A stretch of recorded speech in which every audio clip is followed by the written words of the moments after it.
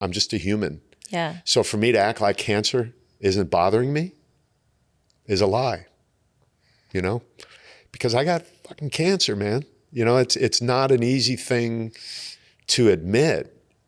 And it like, that's really weird. Like admit, like I have cancer, like it's some cooties. Right. But it does make you feel set apart and different. Right. It like Clark Bartram, this anomaly Right. has always been this superhuman character Right. of, oh, he can throw a football behind his back without looking and put it in a little hole, or he can do muscle ups at 60, or he can do this and that and the other thing. And that carries a lot of weird responsibility to it. I can see that. I can see that. You know what I mean? Because when I'll tell you something, another vulnerable thing. Sometimes I get so freaking scared when I'm in a group of people and there's something that needs to be done and they're like, oh shit, Clark can do it. And I'm thinking to myself, can I? Right. Can I? I don't know if I can. Right. But because I've created this monster, Yeah. everyone expects that Clark's going to kill this cancer. Do everything. Yeah. Oh, this ain't no big deal for Clark. Or Clark can do that. Clark can do this. And I'm like, oh my God, I don't know if I can. Do you think that that's, I want to actually go back to that, but really fast, a little bit off and then come back to that.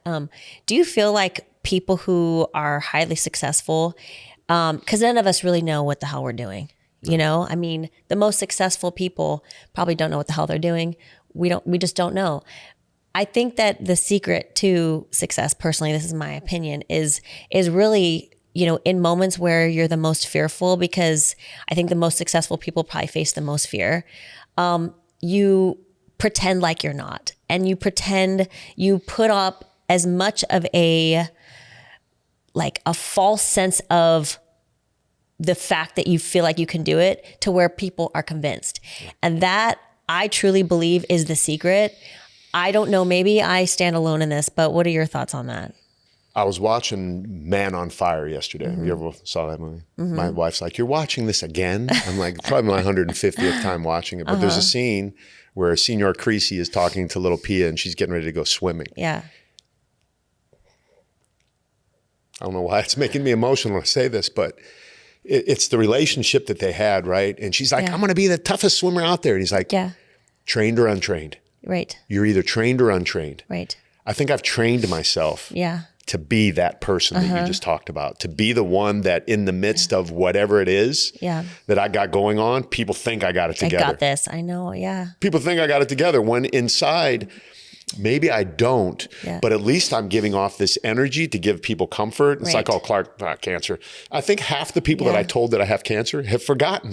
Yeah. Because I've trained myself to be, let's go. Right. I got, you know, blah, blah, blah, blah. Yeah. When I honestly, the other day, asked myself, did I underestimate this whole thing?